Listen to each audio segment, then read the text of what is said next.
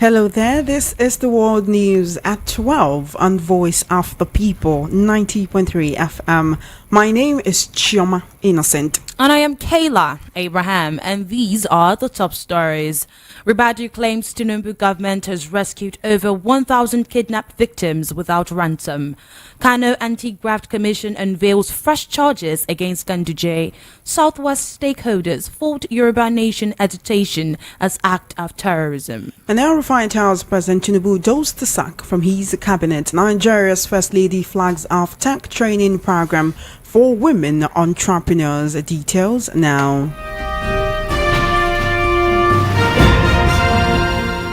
Thank you for staying with us. The World News at 12 begins with the National Security Advisor Nuhu Ribadu saying the federal government has so far rescued over 1,000 kidnapped victims without paying ransom. The former EFCC chairman made the claim on Monday when he received 22 students and staff of the Federal University of Gusau, Zamfara State, who were rescued on Sunday. You will recall that bandits had on September 22 last year invaded the institution and abducted over 30 students and the members of staff. However, 7 of the students were rescued while 2 escaped, leaving 22 others in captivity of the bandits. On Sunday, the 22 kidnapped victims comprising 15 students and 7 workers of the university were rescued in an exercise coordinated by the National Counter-Terrorism Center.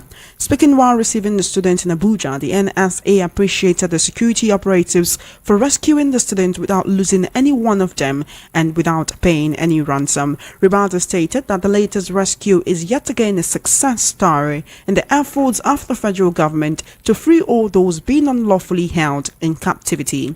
This comes as President Bola Tinubu has said his government will no longer pay ransom to bandits and the Boko Haram terrorists. He stated this in an article yesterday in commemoration of the abduction of the Chibok schoolgirls 10 years ago. The president stated that the resolution of kidnapping through ransom payment only perpetuates more abductions, saying that extortion rackets must be squeezed out of existence.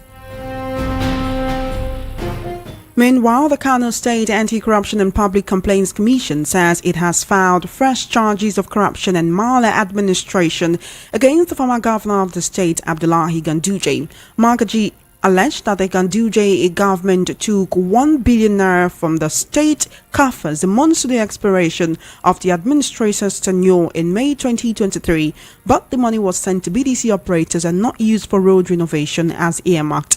The Kano Anti-Graft chairman, who said he was being viewed as a stubborn person in some quarters, insisted that the court ruled that money laundering was a federal offense, but the commission has the right to probe alleged corruption and maladministration by the Ganduje administration.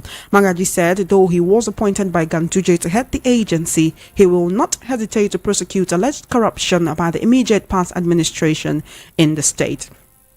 Now let's take a listen to him speaking on the channel's television program this morning.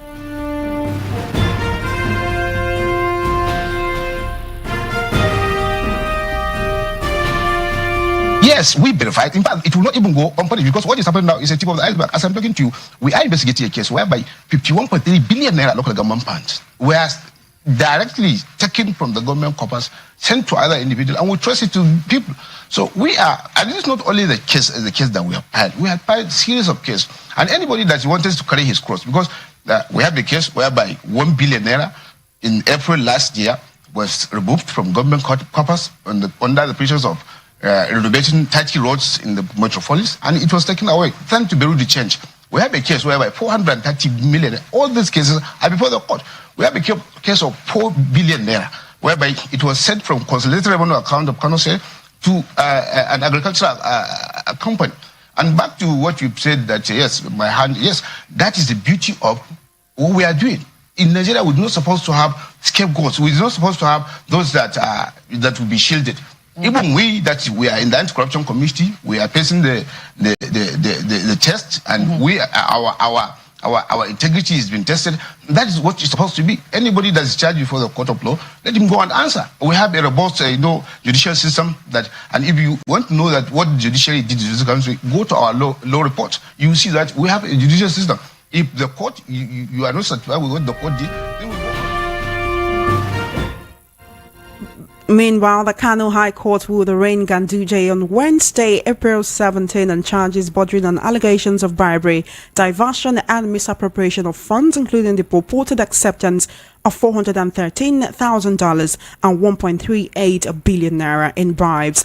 Ganduje, who was Kano governor between May 2015 and May 2023, has been under pressure to resign his position as the national chairman of the All Progressives Congress. The situation took a new twist on Monday, with some APC executives in Ganduje's ward in Kano State suspending him and insisting that he exonerates himself of corruption charges leveled against him by the state government. However, the state executives of the party dismissed the suspension and sanctioned the ward officials involved.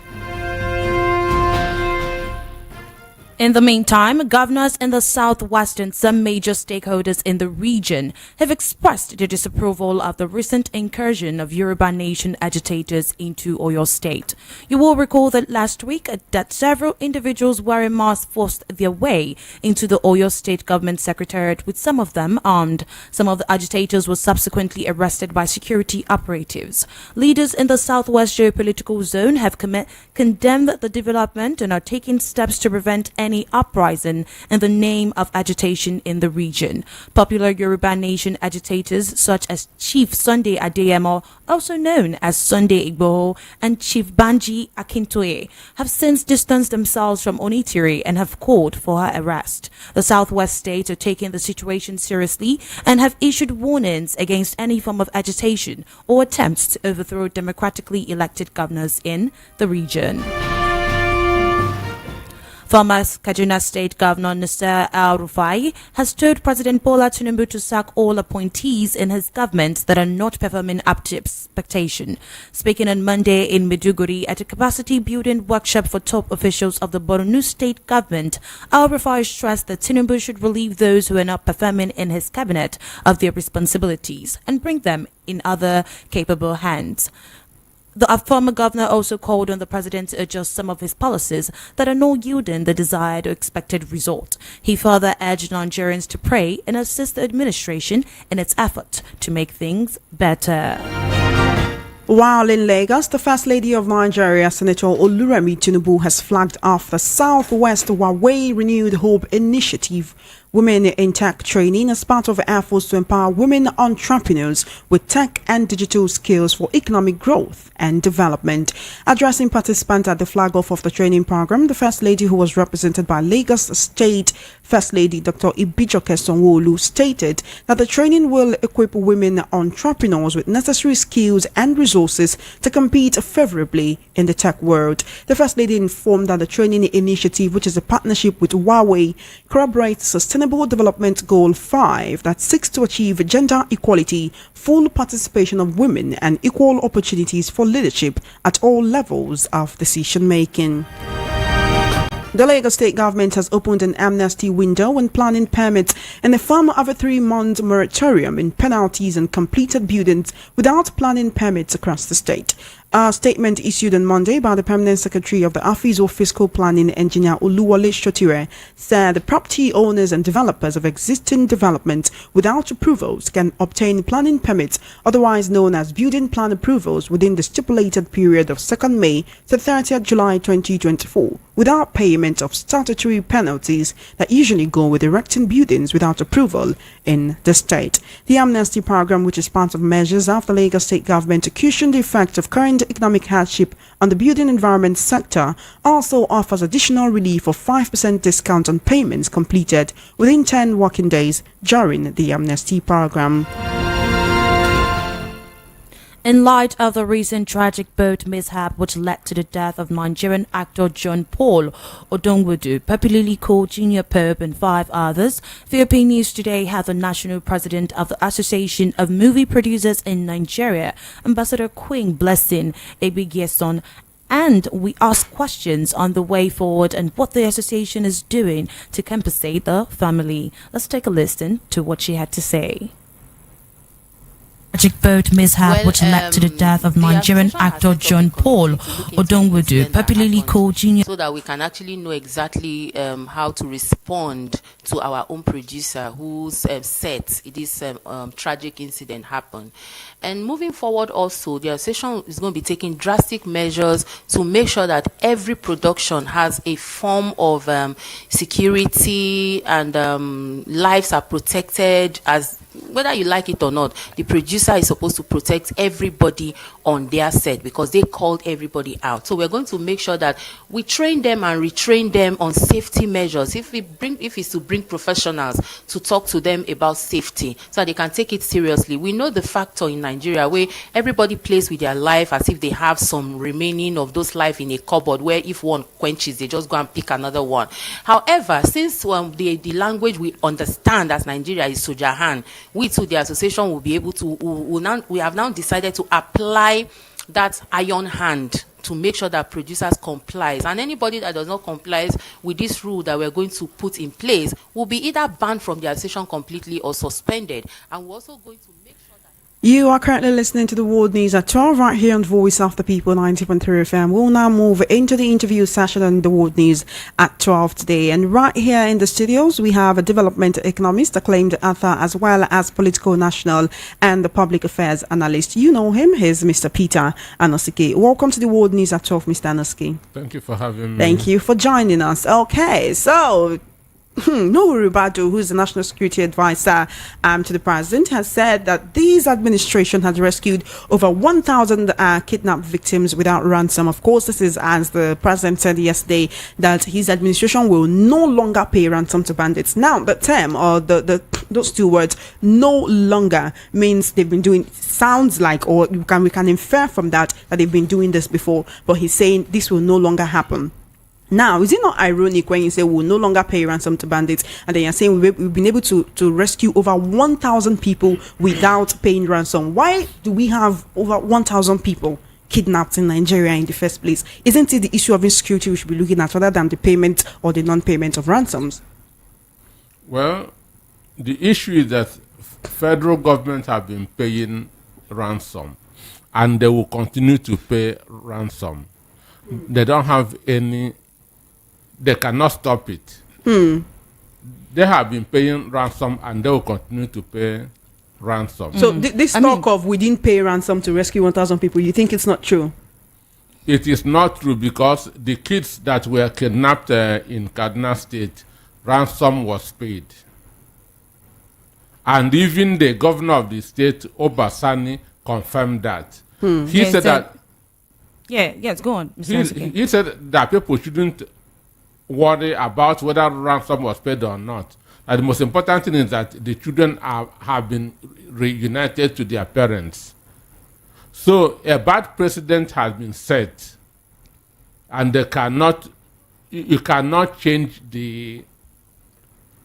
what you've started. So they have been paying ransom and they will continue to pay ransom. So when they say over 1,000 kidnapped victims were rescued without ransom, you personally don't believe that? It's not true. I mean, Mr. Anosike, we've seen insecurity skyrocket over the years in Nigeria. Like you said, we've been paying ransom. Do you think the statement the president made that we will no longer pay ransom is going to be implemented? You rightfully said the Kaduna State governor also said whether ransom was paid or not, that's not important. Judging from the way insecurity is going in the country, do you think this statement is going to start taking place in the country? It cannot stand because we don't have what it takes to fight against abduction, kidnapping, and so on and so forth. When you say that, what do you mean? Technology. In Sydney, when somebody was stabbed in a shopping mall, yes, within an hour, they got him and shot him within an hour. But the children in Kaduna were in Zamfara forest for more than 2 weeks. So in the other countries of the world, they are using technology to fight insecurity. But here we have a Minister of Science and Technology who is taking salary for free without doing anything. So they will continue to pay that ransom because we are not yet equipped to to fight insecurity. But can we actually take this back to the issue when you say we don't have the technology, right? This bandits, these terrorists, when they abduct, when they kidnap people, they call. You could hide your number and call someone, but I know that there are ways that it can be found out who calls this person, right? So these people, they use social media. You can see many of them on TikTok posting themselves, posting the monies they collected, posting their weapons, posting their gadgets. You can find them on social media. They call the parents or the relatives of the abducted people. We have NIN, we have BVN, we have a national ID card, you have driver's license, we have international passports, and they're proposing 3 more different identity cards. For us right now. Even with all of this, how come can we actually say it's because they cannot, or is this more about our political willingness? Is political willingness 1, lack of technology 2, and again, some of the security agencies are making money from this. When you say lack of technology, there is literally digital footprints scattered all over the World Wide Web. But you need experts to handle all those things. And that's where the political willingness comes in. No, the expertise is 1, then the political willingness is 2. You talked about security agencies' collusion in this. Sure, because the soldiers in the field are being paid on a daily basis. And these analyses are not getting to them. It's been hijacked from the top. And if insecurity is stopped, those money will stop going to those people. I mean, let's talk about now.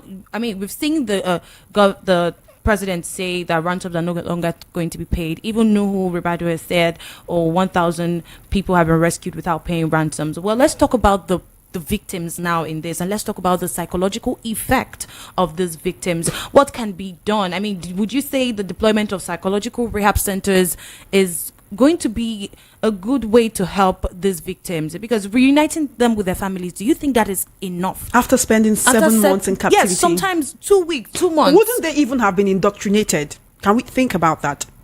Reuniting them is the first step.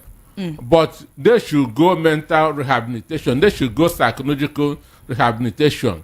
For a 10-year-old child to stay in the forest with bandits for a week, his mental state must have been affected. 1, he will become, he won't even like that to go back to school again, so that he will not have another experience of that. So when you mention school, he will become scared. He will become scared of even people around him. So these people are supposed to be taken to where they should be psychologically treated, have their mental state removed. So just bringing them back to their families is not enough. One would think that if we could have rehabilitation efforts for repentant Boko Haram terrorists, would also have this for abducted people who regain freedom. That's still the technology that we are talking, because our government is not thinking along that line. But this is very, very important. Okay, let's move on to Kano State, where the Anti-Graft Commission has unveiled the fresh charges against Abdullahi Ganduje, who is a former governor of the state and, of course, APC national chairman. The situation as it is right now is the Kano State Anti-Corruption and Public Complaints Commission, the boss, the chairman of that commission, is saying Ganduje took 1 billion naira from state coffers a month to the expiration of his tenure. The money was sent to BDCs to change, and it was not used for road renovation as earmarked. Right, there are so many allegations being leveled against him, to the point that his state ward had to say, you know what, go and exonerate yourself of corruption charges leveled against you, then we can accept you back into the fold. But state executives of the party are saying, oh, we dismiss this suspension, and they're even sanctioning the ward officials involved. Yesterday, when news broke that Ganduje had been suspended from the party, one thought it was from the national level, until you would read further and realize that it was only at the ward level. Should the national level should they actually key into this and suspend him from the party, tell him, go and answer charges against you, then you can return, although he's to be in court tomorrow? No, whether you are the president, you are a national chairman, you are a governor, you belong to a ward. So suspension, expulsion begin from the ward. So suspending him from the ward is the right thing to do. He cannot be suspended from Abuja because he belongs to a ward. And in a civilized society, once an allegation is made against you, the best thing to do is to resign from that position, go and clear your name. But it doesn't happen in this country. It doesn't happen in Nigeria. And in Kanu, it is good that the anti-graft agency was set up by Ganduje himself.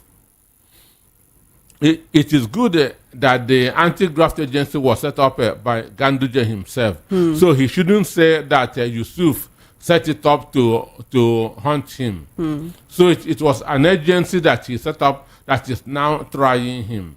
So if they have evidences about the $1 billion or naira, they should bring it up and prosecute him. Okay. All right. Mr. Anosike, former Kaduna State Governor Nasir El-Rufai has told the president to sack all appointees in his government that are not performing up to expectations. Well, we are seeing El-Rufai making this statement.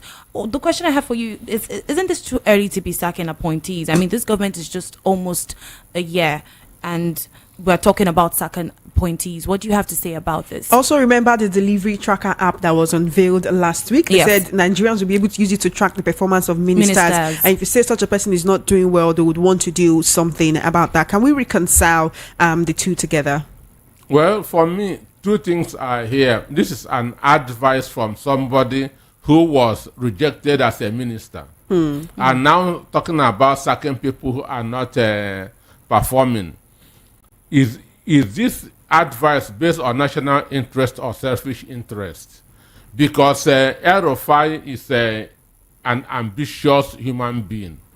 So, and sacking some of the ministers or some of the political appointees may mean creating vacancies for others to come in. So, but you don't keep, that's a government, a business is like a car on the road. The 4 tires must be in good shape for the car to do well. If one of them is not in good shape, it's going to affect the speed of the car. So when you have somebody that is not doing well in an office, the best thing to do is to do away with the person. But for me, it is this government is just a year old. And so if you begin that to sack now, when will it end? All right. I mean, you just made mention of El-Rufai's advice being based on, whether it's based on national interest or personal interest. To you, Mr. Anosike, do you think it's a selfish interest, or is based on national interest? Like you said, he was rejected as a minister. He was rejected as a minister upon all that he fought to ensure that Tinubu won. So he's not happy about it and might be scheming for a way back into office. These are professional politicians. They have no business elsewhere. Understand? They have no business elsewhere. El-Rufai said that he had 80 certificates from Harvard. And still, he's one of the worst governors in the country. Okay. So that's why I said that he should go and take his money back from Harvard. That can be debated, Mr. Anosike. It's a very personal opinion. But then I would like to thank you so much for joining us on the World News at 12 this afternoon. It's always a pleasure to have you here. Your presence, your analysis makes all the difference. Thank you so much for coming. Thank you for having me. All right, Kayla, just before we go, there's something that I want us to talk about, right? The Southwest stakeholders are faulting the Yoruba Nation agitators and the agitation, saying it's an act of terrorism. They're saying, look, we're not in support of this. Even Sunday Igboho himself, who has been a Yoruba Nation agitator, is saying, look, I'm not in support of this. There was a woman who came up and they said she was she's late MK Abiola's widow, and she declared herself, it's like she's the Simon Ekpa of Yoruba Nation agitation right now, and they're saying, okay, you know what, go after this woman. What I really want to talk about is I think it's quite sad Ever since amalgamation in 1914 and then independence in 1960, from the amalgamation to now, it's been almost 110 years. Yes. And then from independence till now, it's been over 60 years. How come we still have Nigerians who do not have that that unity, that spirit yes. of nationalism, that patriotism? Like, first off, there are people who would say, oh, the way you are now, Chioma, you are first an Igbo person before you are Nigerian. Yes. But for me, I feel it's actually the other way around. Because I'm when you travel Nigerian. outside of the country, You will say, I'm nothing concerns Nigerian. Igbo man with whether you are Igbo or anything. What Right. they know is that you hold the Nigerian Right. passport and you're Nigerian. What do you think is the reason why up until now we have so many Nigerians who just do not have that I spirit think of one would nationalism? say is the leadership, the leadership in the country. I don't know if the leadership has really been very adamant to preach unity amongst the people. But they always do. If you check it, they will always say. But one thing But is, is it saying going is on one with thing the- and then action is Is another thing. Thank you. I mean, you already know where I'm heading to. What are you going to say about that? Well, for me, I know that for every government in power, there are always people who will say, oh, he's just employing people from his region. Even for the present administration, Right, they've been my saying, oh, people. Tinubu is employing Lagos boys. Yes, or my people. There is a Yorubanization of the administration. But I don't think that's the case, honestly. And as a Nigerian, I think we just really need to foster patriotism and nationalism in every Nigerian and always unity. preach unity. And unity, but very no important. matter how you do that, right? We also have people who are calling for regionalization. Yes, my own. My Yes, own, my people. our people. Then we have people who will be like, when former President Buhari was in power, they would say, oh, he's Fulani, so we expect him to do more for the us. full and- Now we have a Yoruba man in power. The Southwest might say, oh, he's Yoruba, so we expect him to do more for us. right. If you have someone from the Southeast in power, the Southeast. Southeast might say, oh, we want him to do more. He's our brother. There's just always that thought of he's our brother. We just don't see each other as a people. And I just keep wondering, why is that the way it is? We need to combat yeah, go on. tribalism. I think that's very important. Like, we need to see ourselves as one. Oh, you're Igbo, I'm Yoruba. We can work together. We can do things and achieve something big. Let's not look at it like, oh, you're not part of my people, so you will not do well for me.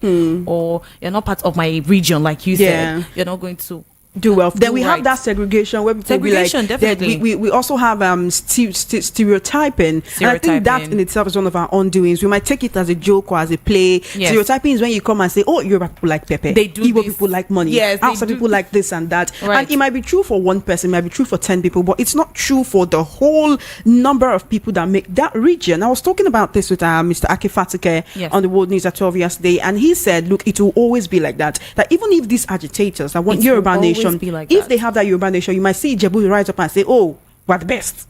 Or so Ilaja it's people will still come up and say, within it's this still within this geopolitical zone. yes, we have this individualism where we And feel like like you it's about said. me, myself, and I, and my people. And just, I agree with you when you say we need to do away with tribalism, Yes. ethnic agitations, and really see yes. ourselves as one as Nigerians. Because if anything should happen as it is right now, we would have to stand together as a people. Really, I mean, some people on X that were saying World War III. Did you hear that? Or I read about it, and I just And hope, Nigeria, I hope will and you pray say- not. You will if the war should happen today, you have to fight as a Nigerian. Yes, as that a is the Nigerian thing. and But for it's not going to Nigeria. happen. It's not Yes, going to we happen. don't I don't hope even for want it to to think happen. about that. And I just believe it's not going to happen. So, Kayla, I agree with you. We have to do away with tribalism. Whether Segregation. you are Arewa or you're thinking about Biafra, you're thinking about Yoruba Nation, we are one. See, all of us were together, and I hope we'll continue being together for the longest time. Well, that's it on the World News at 12 right here on Voice of the People 90.3 FM. Just before we wrap up, let's take a look at the top stories again. Ribadu claims Tinubu government has rescued over 1,000 kidnapped victims without ransom.